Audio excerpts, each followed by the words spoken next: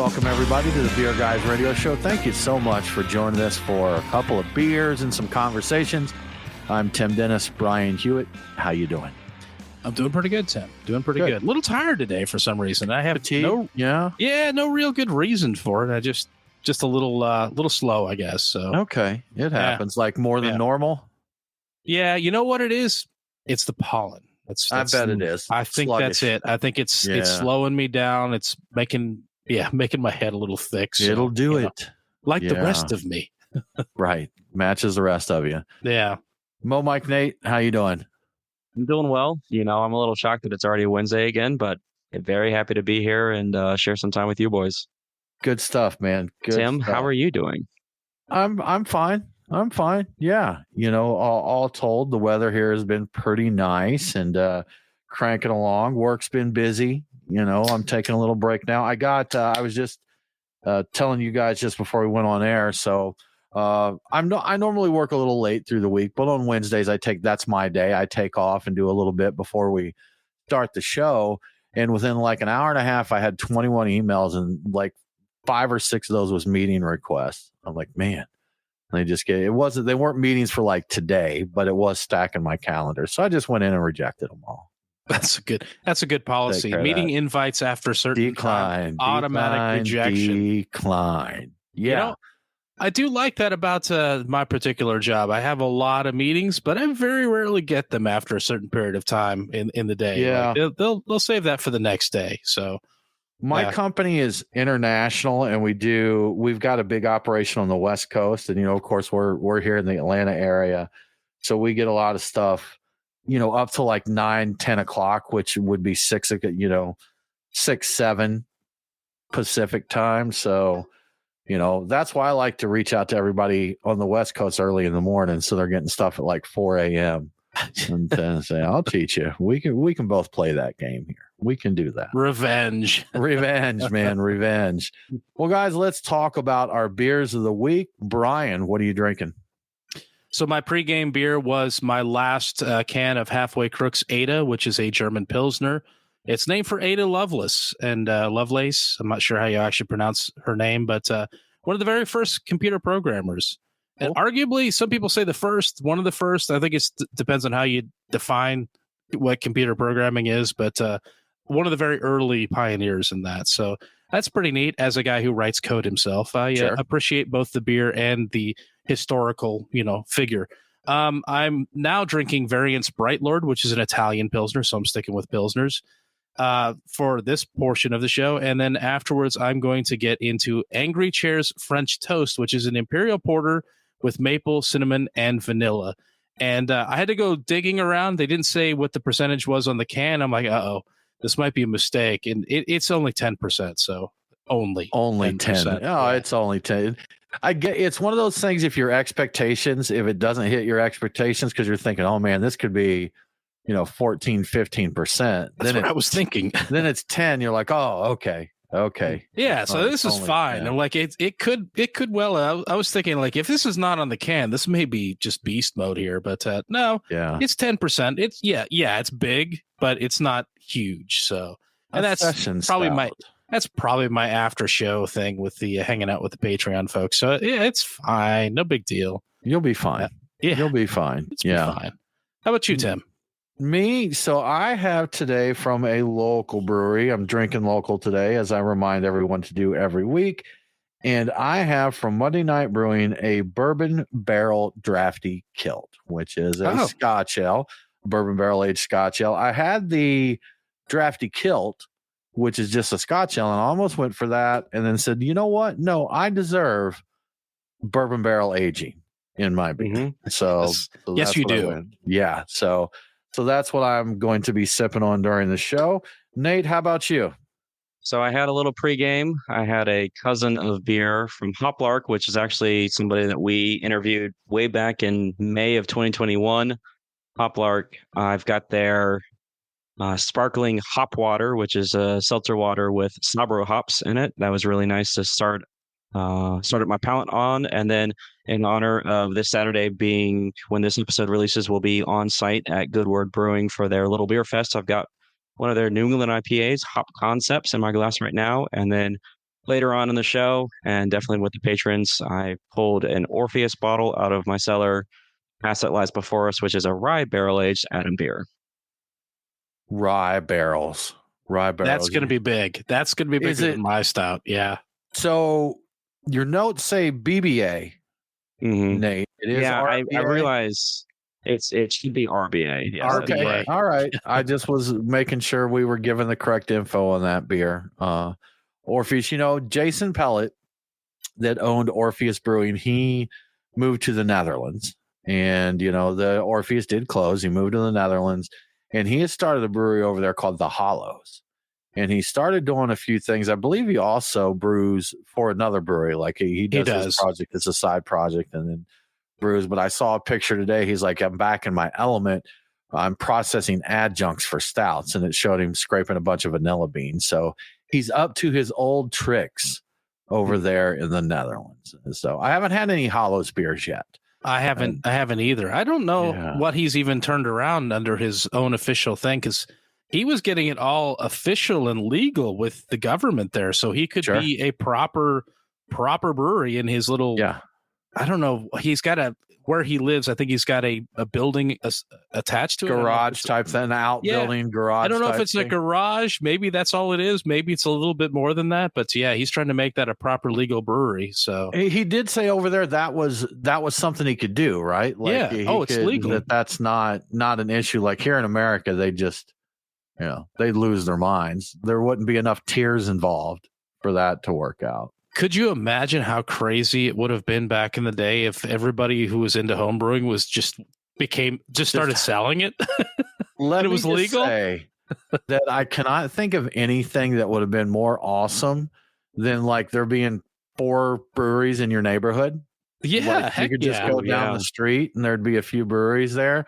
I believe we would have been darn tempted to open up my garage as a brewery. If we would have tried selling a little bit of it for sure, had it been legal. And who knows where things would have gone from there. It was definitely a bridge too far to open up a professional brewery from like home brewing, at least for us, I think. Yeah, but it would be pretty cool if that was something we could do here. And you know what? One I think of that would be great for Missouri Brewing. So if they're still doing their thing, like they do real high ABV beers, I think they even did a Pilsner that was crazy high ABV, probably not to BJCP standards there, but probably not. They do smaller batch stuff. And that would be perfect. That if they couldn't open a larger brewery, like they just had a little small operation and, you know what, guys? We did a 3-barrel batch or a 5-barrel batch, and this is what we got available. Come and get it. That would be pretty awesome to do that. Yeah, at this point, they would have to collaborate with an official brewery for something like that. Yeah. And that's not impossible to do. For somebody like the guys behind Mazurts or the guy, I don't know how many people are actually really involved with it anymore. But right. For those not in the local area, that was Hamp Covington and Dan Rosen over there. And unfortunately, a few years back, Dan was killed in a hit and run accident. Yes. So, and I don't think they ever found the guy. They didn't. But he was super supportive. He was very supportive of us. He really loved Beer Guys Radio and just all around good guy in that. But I do know that Missouri still, Hamp does still do some brewing. There's still some beers around out there, but they show up at Beer Fest and such. I don't know if he went this year. I know Hamp went to Tampa Beer Week, but I don't know if Missouri was at Tampa Beer Week because there were times in the past that they were there. And I think they actually won some of the competitions down there. They did, for anybody that went the one year, they did their coconut stout and actually served it in coconuts. They had cracked coconuts. So anyhow, that was when beer was fun. It was fun, man. Like that. Crazy. But so a little trip down memory lane, fond memories of fun times with Missouri and Tampa Bay there. It was good stuff, guys. It was good stuff. Well, guys, on to all of our news. So, Brian, we've got some surprising news here that says craft beer is bucking some trends, bucking national trends. What the heck is going on? Yeah. So we've been hearing all about craft beers sales declining recently over the past year, basically. But there is an exception to the bad sales number. It's New England's craft beer market. They saw growth in 2024, unlike the rest of the country. New England craft sales were up 1.8% in dollars in 2024, while the rest of the country was down by nearly the same amount in dollar sales, about 1.6%. Not only that, but the craft beer has a greater market share in New England states than any other region. It makes up 32.1% of all the beer sold in that region. So while that is good news, unfortunately, New England's growth didn't have much of a big impact on the total craft industry. It wasn't enough to move the needle, so to speak. So apparently, drilling down on what's going on in New England, value is a key factor for New England craft consumers these days, according to Bump Williams Consulting. Accordingly, 12-ounce cans and 12 packs are the dominant package format in New England, making up 31.6% of dollars spent. So they want their value when they're getting their craft. 16-ounce 4-pack sales are slowing down, but they're still the second largest in terms of sales. While long beers, aka the 19.2-ounce single-serve cans, are showing the largest growth in the region, and they're becoming more prevalent in grocery stores around New England. Beverage variety is the most important factor for taproom consumers in New England, and I think this is probably true for most of the country, really, but specifically New England. When people go to a tap room, they're expecting to see a lot of options. They want to see craft beer, they want to see wine, they want to see seltzer, and they want to see cocktails. They want all of the above. And I think if you don't give them all of the above, they're not as likely to visit your venue. So that's puts a lot on the brewery. Back in my day, it was enough for a brewery to have beer, Brian. That's right. That's all it took. You didn't even have to be. You could be in like a war zone, and if you had decent beer, people would come out. So demanding, these modern beer drinkers. Every third person was just shot or something like that, but it would be fine because there's beer. It's not a big deal, Yeah, it's your beer didn't even have to be good. Once upon a time, back in the glory days, you opened up a brewery and you were making craft beer. People would show up and it wouldn't even be good beer, but nobody knew the difference, and it was right there. It was the hot new thing, and so everybody was into it. It was exciting. Like we made this with spruce tips and I don't know, peppermint sticks and whatever, and it tasted awful, but it was exciting. It was different. So people, there were even some breweries that did. I'm not sure. I'm pretty positive there's not as much like general creativity or craziness, maybe rather than creativity, maybe craziness, because we had maybe 7, 8, 10 years ago was kind of the Wild West for American craft beer. And candy bars were being put in beer, and every fruit and so much lactose you needed to, take a pill to drink it. Yes. And I know those still happen, but man, they just don't seem to have the hype that they did, years ago. And there were some good breweries, very good breweries that still did some of the crazy stuff. I'm going to put my buddy Scott Hadeen on the carpet here, who made some really great beers. He had a lot of really good big stouts, and I was there with him throwing Butterfinger bars in a blender with a stout and literally blending it in there and pouring beers out of a blender pitcher with Butterfinger bars. Yeah, I mean, one of my favorite beers that he made was Almond's Joy or something like that, where he was literally throwing Almond Joy candy bars into a boil. It was a great chocolate milk stout with almonds.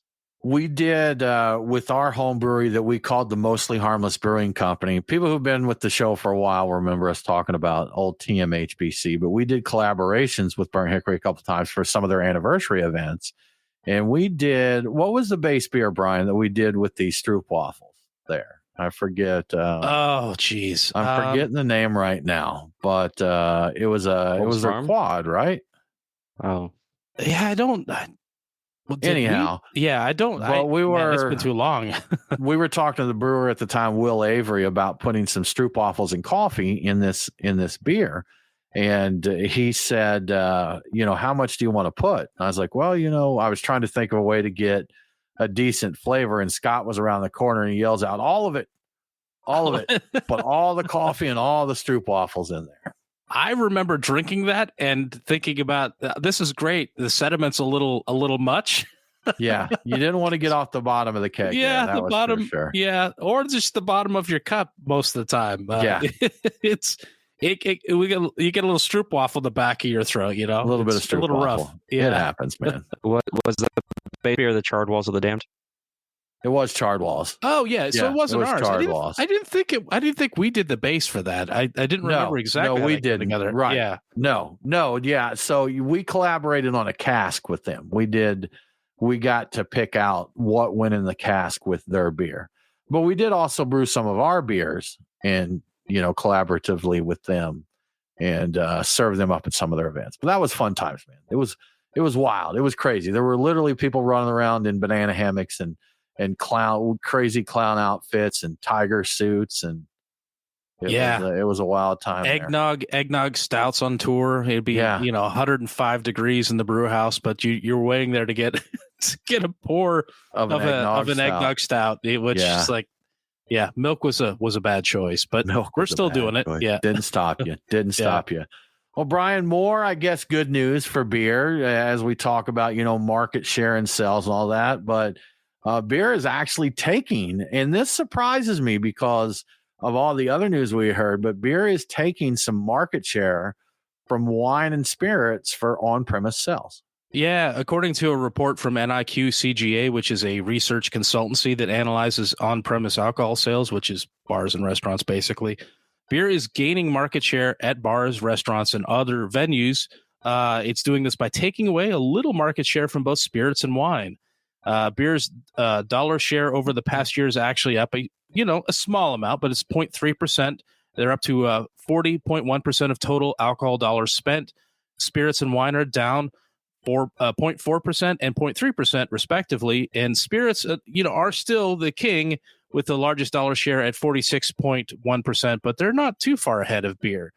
Interestingly, RTD canned cocktails are also gaining share. They're up 0.4%, which I have to wonder if the convenience factor of that is driving it, or people have their brand of cocktail and they know they can get the same cocktail every place they go, so they order that can because they know that's their thing. So whereas other cocktails, it's kind of like who's making it, you never know. So I wonder if that's driving a little bit of that. But anyway, draft beer has gained share over packaged beer at bars and restaurants, and that makes sense. Speaking for myself, I almost never order a can or bottle when draft is available, except with places that have good seller lists, so they have good cans and good bottles tucked away.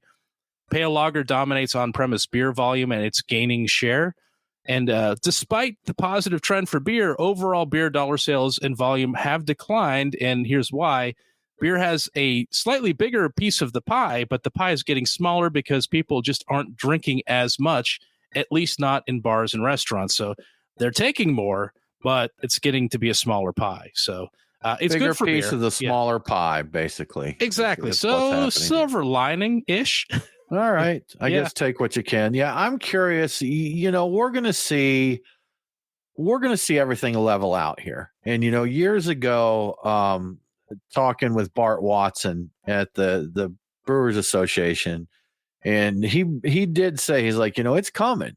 He's coming, but it's not so much a bubble burst as just market normalization. We had a huge growth. It's been kind of bloodbathy in craft beer. I don't know if it would be considered a bubble burst or market normalization. I'm not sure what the delineation point is between the two of those there, but we saw another brewery announce their closure, this week here in Georgia. And I'm sure it's happened in many other places, but it's if the pie just settles, it's fine. I mean, it's not fine, but all right, we know the pie's getting smaller. We're aware of that.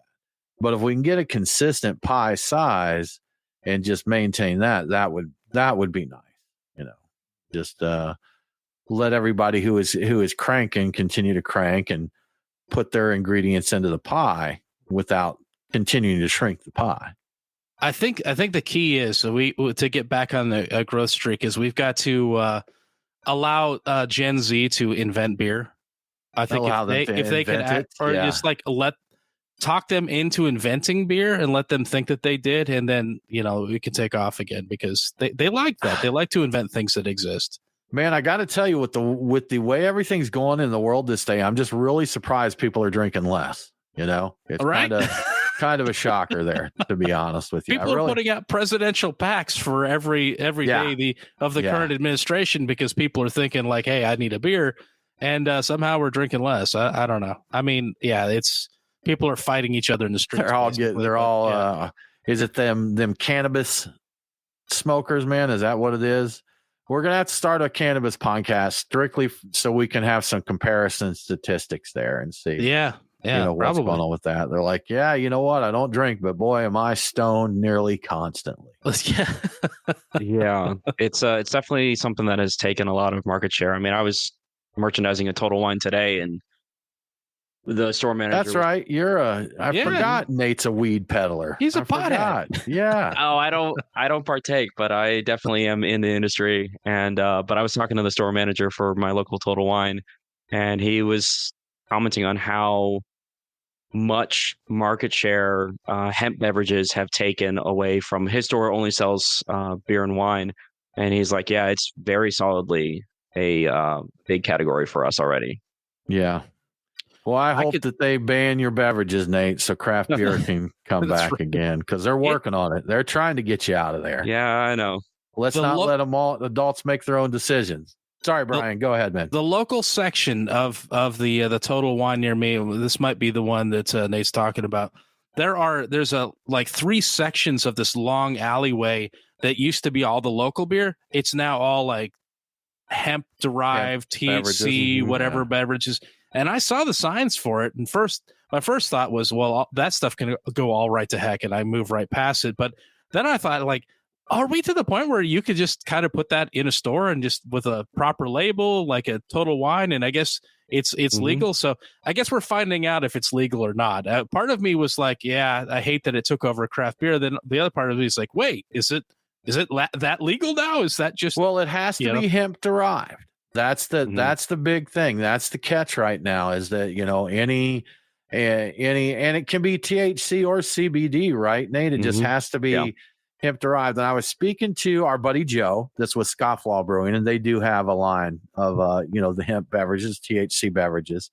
And the thing with hemp is it does have THC. It's just in a lot lower concentrations than is it just cannabis? Is that what the other one's called? Hemp versus cannabis? Or yeah, so that's where it's at right now, is that cannabis is wanting to open the floor for their beverages by pushing, at least on the state level, Georgia legislature to ban hemp beverages, so that when cannabis beverages, should they ever become legal, have a smooth sailing way into stores and shelves.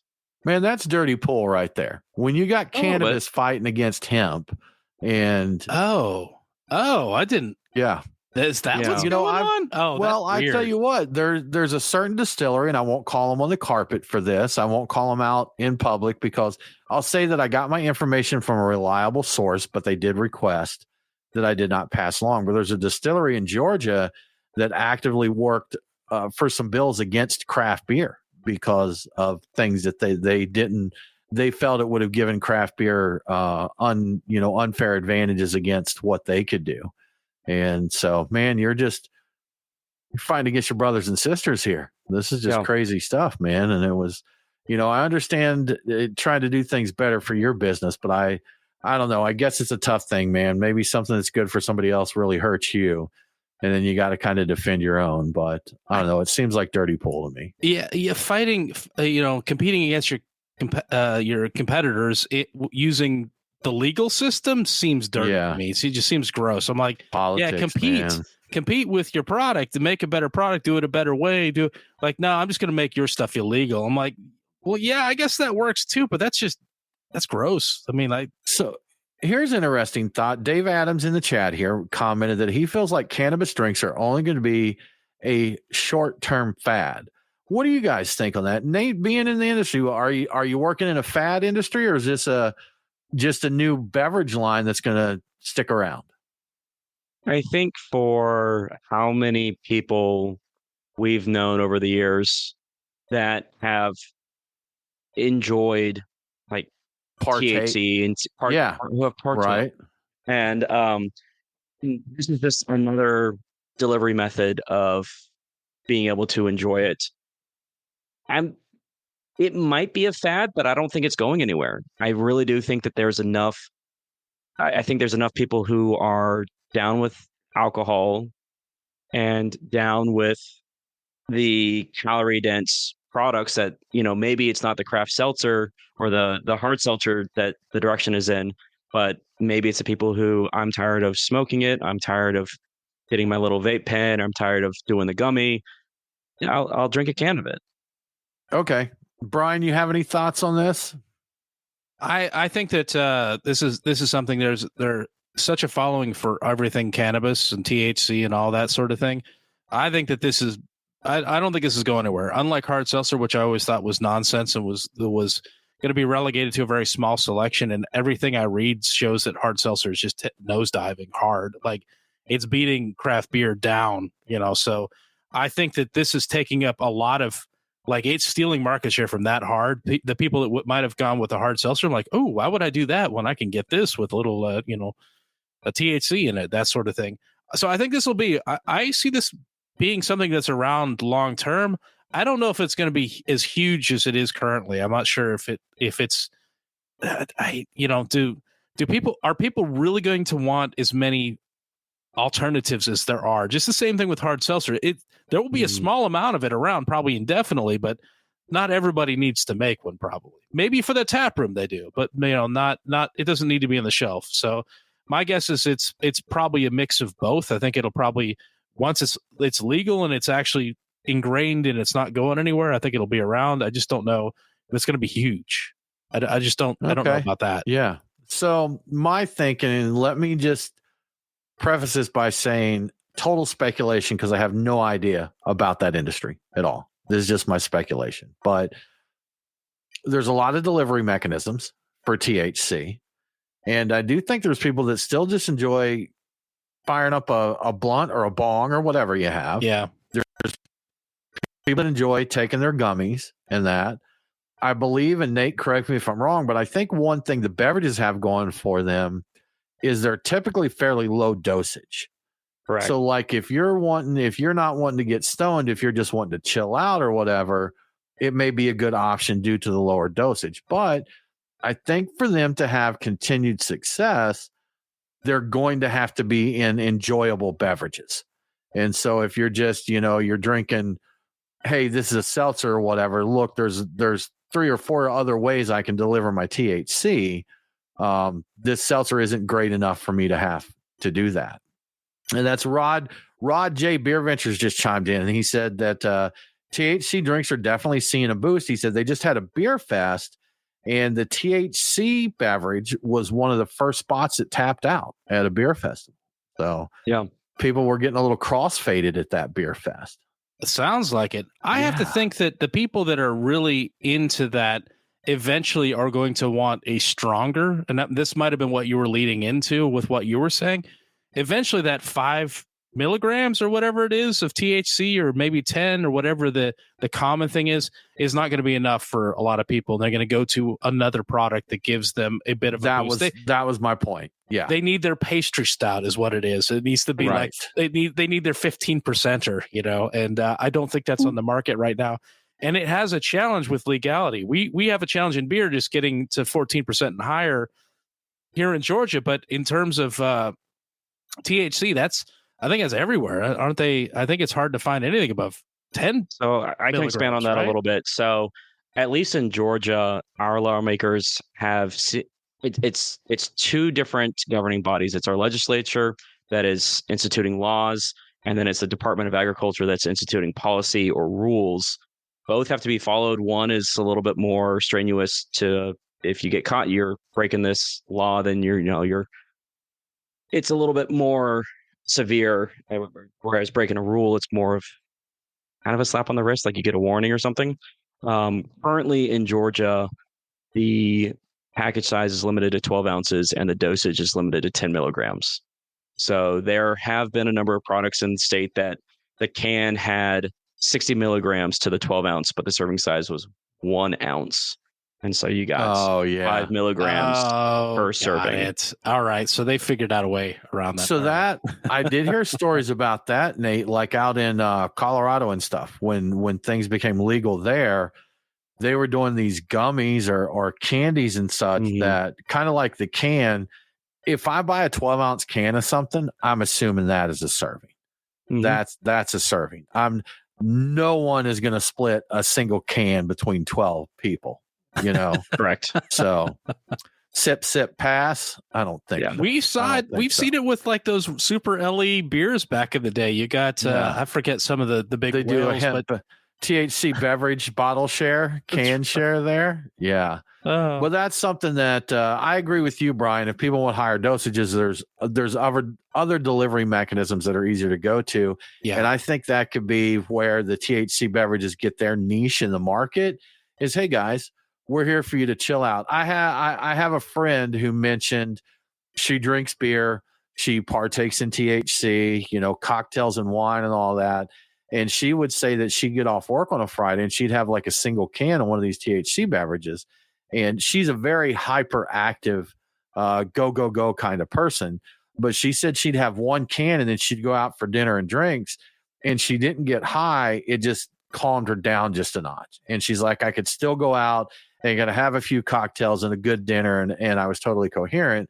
So that was her way. That's where it kind of fit into her lifestyle, so to speak, is that, a little bit of take the edge off and go through it. So interesting, man. Interesting. You know what? So I tried some of the various gummies over the years, and because they talk about getting calm and better sleep and all this, I'm like, hey man, I'm all for getting a better night's sleep and that. They've never agreed with me. They at best, they didn't give me any benefit. And I've had them a couple times where I actually felt worse and kind of sickly having them. So it's not something that I don't mess with it simply because it just doesn't do what it does for others. It does not do for me. Yeah, that's unfortunate. I've run into the same thing with some of them, and I have to wonder if it's just because it's kind of the Wild West and everybody's figuring stuff out.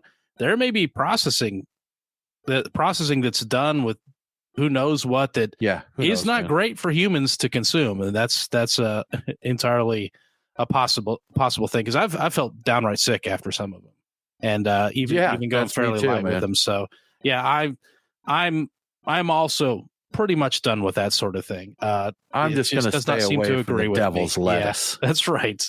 Yeah. Well, that devil's lettuce. What was it? The jazz. What's it called? I forget it. Jazz cigarettes. I have no idea. That's what they were called. Jazz cigarettes and the devil's lettuce. Jazz cigarettes, devil's lettuce. Yeah. Stay away from all that. Good stuff. Well, Brian, before we move on to our next story and away from weed, how about we give a shout out to our sponsor?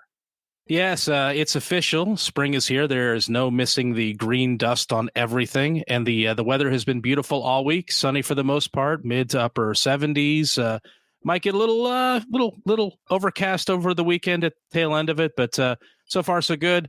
It's the kind of weather that makes you want to hang around and enjoy a great beer on the patio. Indeed, all signs are pointing to Truck and Tap this weekend. So let's head into the bar and grab a few patio beers, shall we? At Truck and Tap Woodstock, I'm going with Rainbow Sherbet from Prairie Artisan Ales. It's a kettle sour with raspberry, pineapple, and orange. I don't think it's possible or even legal to not wear shades while you drink that beer. At the Duluth location, I'm getting Yazoo's Hoppy Fields. It's an oak-aged American Wild Golden Ale, fermented with multiple strains of yeast, both from Nashville and Belgium. And then it's dry hopped with HRC 003, an experimental hop that is reported to contribute peach, mango, and orange notes to beer. I'll bet it's incredible, and there's only one way to find out. That's to go to Truck and Tap and order some. At Truck and Tap Alpharetta, my pick is Creature Comfort's Mucha Pilsner off the side pull tap. It's a crushable Czech Pilsner made with 100% Saaz hops, and it's on the side pull tap, and it's perfect patio beer. I don't think you need more of a reason than that to order it. And finally, at the Lawrenceville location, I'm going with Six Bridges Birdie Putt Pilsner because I'm a sucker for Pilsners. You may have guessed this from all the Pilsner talks so far in terms of the beers I'm drinking and in this list. It's this one is an Italian style Pilsner, dry hopped with German Saphir hops. And that sounds wonderful. And I would encourage you to get one. Enjoy that on the patio. But of course, you don't have to wait for the weekend to have a good time at Truck and Tap. They have great beer, good food, and events happening all week long. And hey, it's a great happy hour spot too. To find out what's happening any night of the week, check out truckandtap.com, their website, for all those details, everything that you might need. And thank you to Truck and Tap for your support. Thank you, Truck and Tap. You're the best. We love you guys. Brian, next up here, interesting stuff. So we had a couple of good beer news stories, but our friends in the UK may not have as good of news. Looks like their beer prices are going up. Yeah. According to the British Beer and Pub Association, there is a new tax going into effect next month, and that will make the average pint of beer in the UK cross the £5 mark for the first time ever. And this is a big deal. That's roughly $6.50 for a pint on average.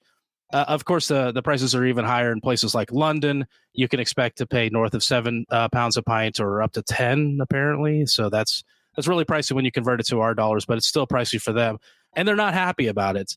According to a survey commissioned by the Campaign for Real Ale, aka CAMRA, you may have heard us talk about that in the past. But back in 2022, Brits were already of the opinion that beer was unaffordable at £4.80 a pint. So this is jumping up. So it's I guess that's about 72p is the way you do it. So between the two, oh no, my bad, it's about 21p. 480 to £5. Yes, 20p, Brian. I think it's 501. I think is what it is. So 21p. Exactly. So yeah, there are fears that more price increases will also be coming, just because pubs may need them to stay in business because their expenses are going up as well. So you might have, gotten this from the way I'm treating all this, but reading this article is just a bit of a trip, because in the UK they talk about beer prices the way we talk about gas prices here in the US. So like we talk about gas prices hitting $3 a gallon or $5 a gallon, and how that's some sort of a bellwether, some sort of a it's a massive like cultural thing. Like what you hit $3, you go over that, it's a big deal. You hit $5, you go over it, that's a big deal. And with their average price of a pint of beer, hitting $5 for them is like our gas hitting $5. It's crazy. Our egg prices right now. Eggs and gas over here, man. They're worried about that. They're worried about what you really need to worry about: the price of a pint. Yeah. No, and I can't fault them for that. But the headline for one of the articles I read was like the price of beer soars above £5. Like soars. We're talking about their equivalent of 21 cents. Yeah. 21 pence. So it's but if gas prices went up 21 cents, you were like, man, what on earth is going on here? So it's an interesting perspective on what's happening here. But yeah, it's shaking them up over there.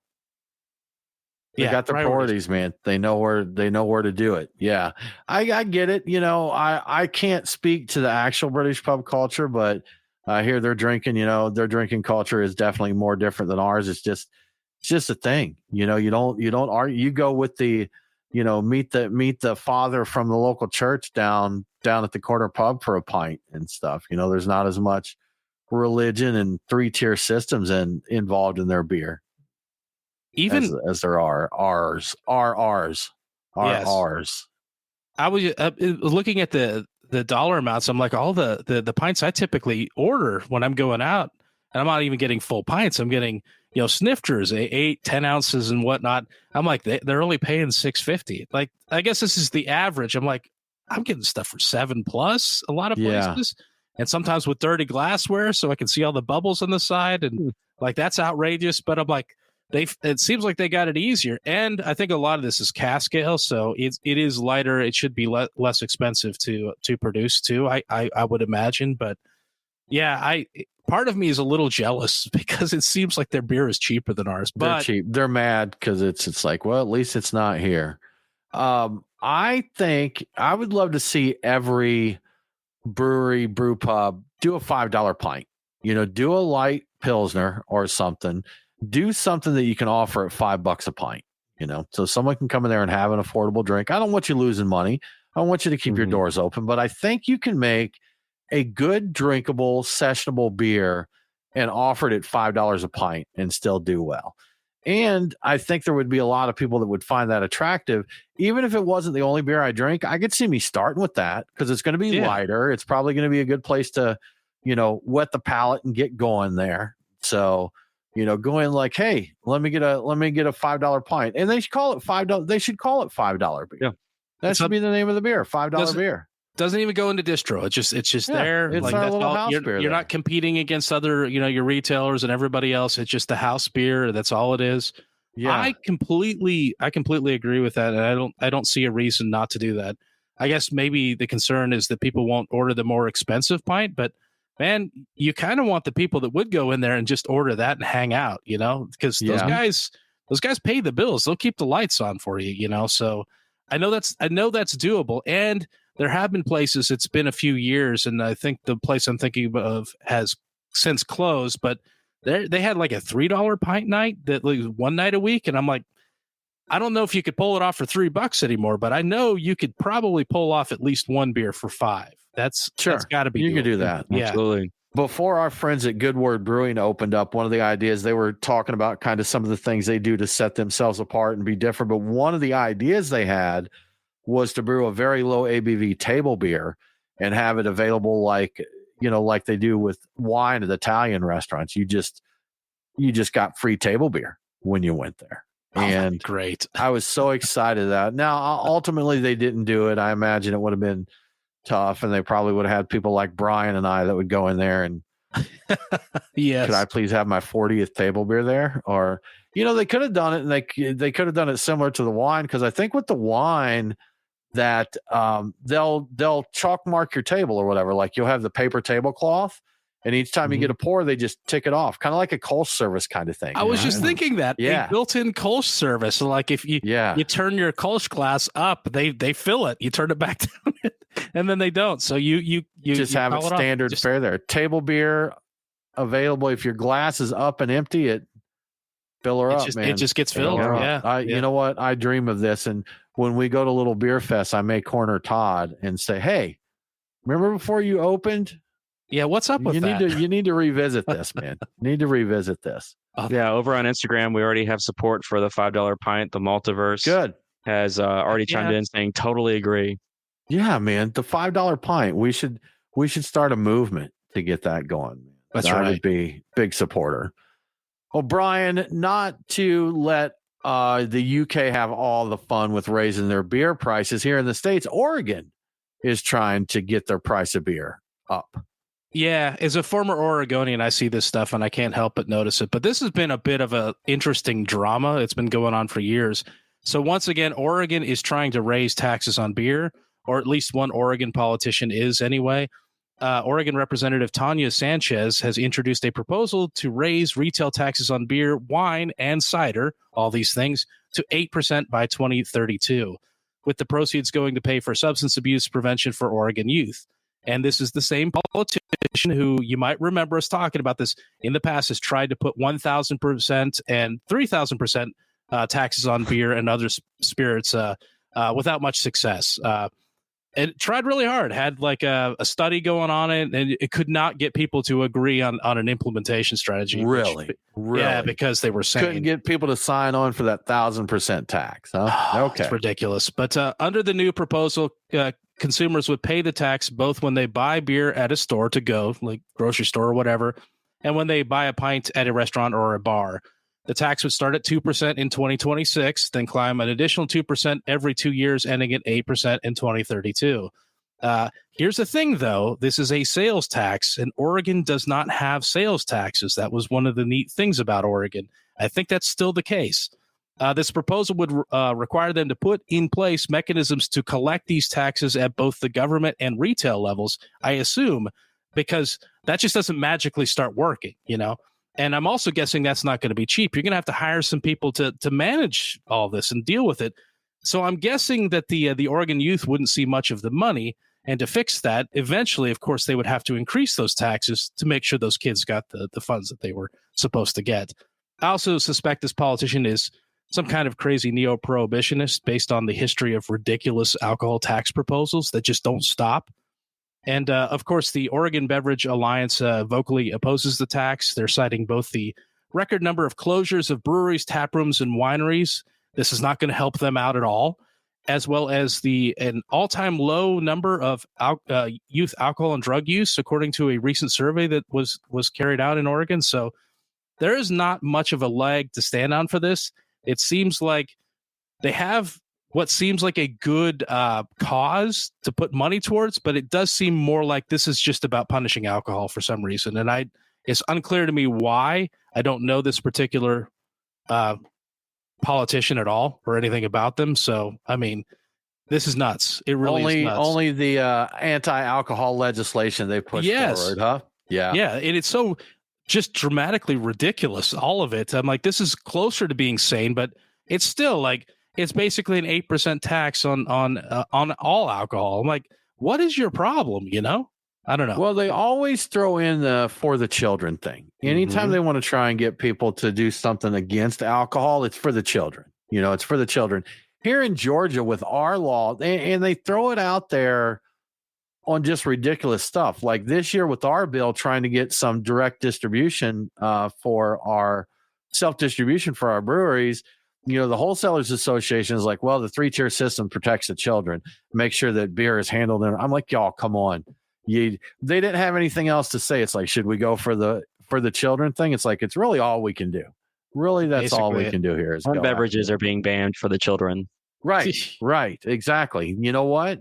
Don't let your kid go to a brewery and buy a keg. Then, if you want to protect for the kids, I like that they say that, but not a single distributor has anybody getting carded when they're dropping off alcohol. Like you could be dropping it off in an alley behind a retail spot, and it's just somebody's picking it up and giving it directly to a kid, or it could be somebody that's just barely 18 that looks old that's picking it up and is going to run off with it. Like, I got a party now. Yeah. Like, they're still going to do. They're not carding anybody. They're not doing anything safe. You know, interesting story though, Brian. That makes me think. When I lived in New York many years ago, this was my early high school days, and we had couriers up there that you could call, and this was before the days of Instacart and Uber Eats and all this, but it was the same thing. They didn't, when I moved down south, they didn't have them. So I'm sure other places did, but I know they didn't have them where I was down south.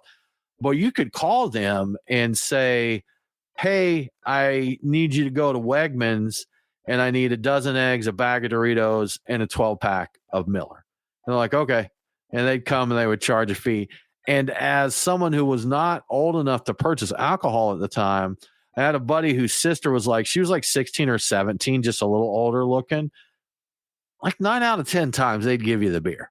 Like those couriers just wouldn't care. They don't care. Yeah. So that was the way. So maybe I shouldn't have told that story, because now if the wholesalers hear, they'll be like, see, we told you. That's how it happens. Children. Busted for the kids. Sorry, y'all. I shouldn't have shared that. Now they've got fuel for their fires there. They profit for the children. This is my fault. Yeah. Well, Brian, this may change with the latest talk of all the tariffs and all that. Brian, do we have a tariff update this week? Any changes? I haven't seen anything specific that's changed. I know that the last we saw, some stuff was supposed to go into effect on the 2nd of April.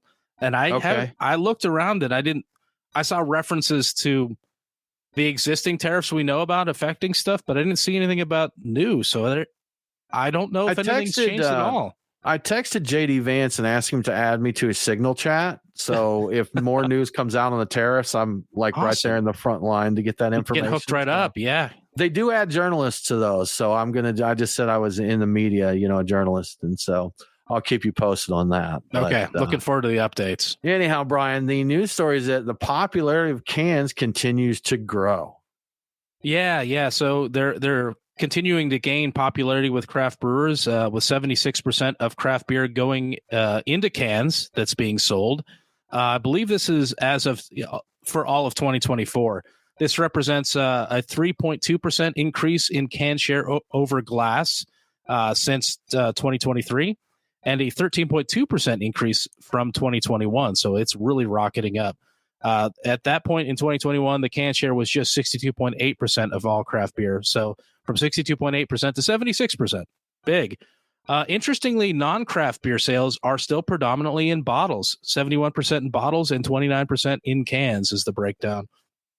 Six Kind packs of remain. surprised at that, Brian. I'm kind of surprised at that. All right. Well, and I noticed when I'm trying to buy I look around for Bitburger, I can get Bitburger in cans in 4-packs, but if you want anything more than like a 4-pack of Bitburger, you have to get it in bottles. And I don't know if that's just a choice locally or it just occurred to me. I'm like, yeah, you know what? I think that all the big stuff, a lot of it in large package is in bottles. So I don't know. I haven't done the tabulation. Apparently they have, so they know what's going on with that. Cool.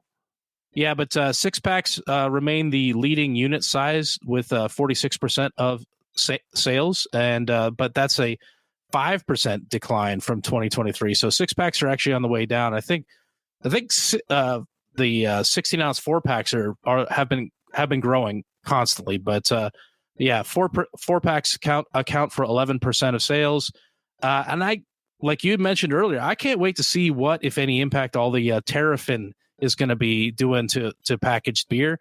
I mean, it can't be nothing, right? This is going to scare at least a few people into like, you know what? Bottles weren't half bad. We could do bottles again, you know?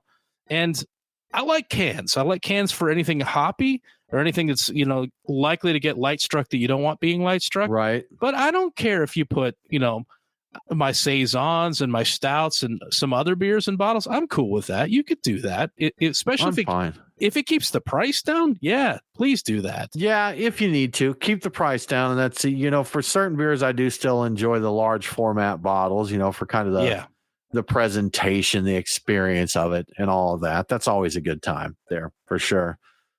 Well, Brian, due to time constraints, I'm going to jump ahead here for a very important story that I think we need to share, especially for any of our listeners that are 90 years or older. This is important info we need to share with you. Yes. If you are a nonagenarian, you can get you a lifetime supply of Fireball.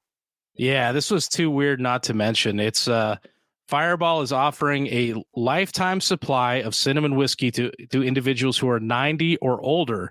They're saying that age is just a number. We've heard this before. And they claim that senior citizens love Fireball, and they've been seeing proof of this all over social media. I have no idea what social media they're. It's got to be Facebook. That's it. It has Facebook. to be. Is that what it is? I don't spend a lot of time on Facebook. I guess maybe there's groups of you know, the elderly drinking Fireball. So if you're listening to this show and you're 90 plus years old, you have until March 31st. Not a lot of time left to enter the contest. You can go to lifetimesupplyofireball.com, or let's be real, you're probably going to want to mail your entry in, and you can go.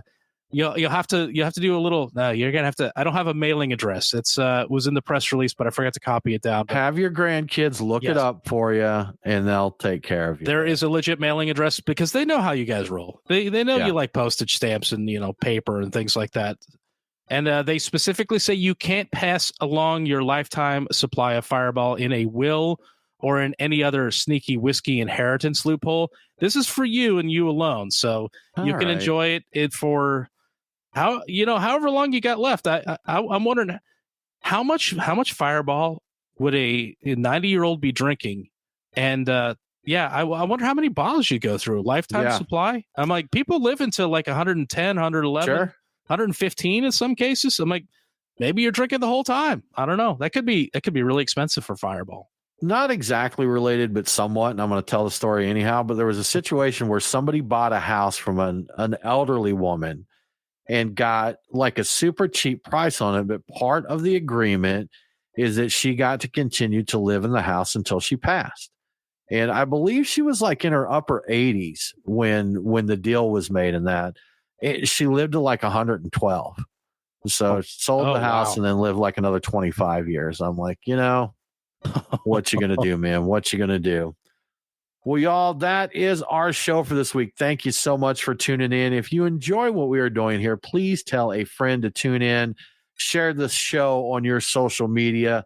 Let others know about us. We would greatly appreciate it. Like our post on social media on Facebook. If you're 90 or older, you can like our Facebook post. Brian That's right. takes care of all of our Twitter/X content. And we think that was groovy. If you really enjoy what we're doing, we'd love for you to go to patreon.com/beer guys and support us there. We'll send you out some cool swag, and we'll get you in our Discord chat where there is constant talk about beer and other crazy things. And you get the link to come join us for the after party and have a few beers on Wednesday evening. With all that said, we hope that you have a fantastic week, and don't forget to drink local. Cheers.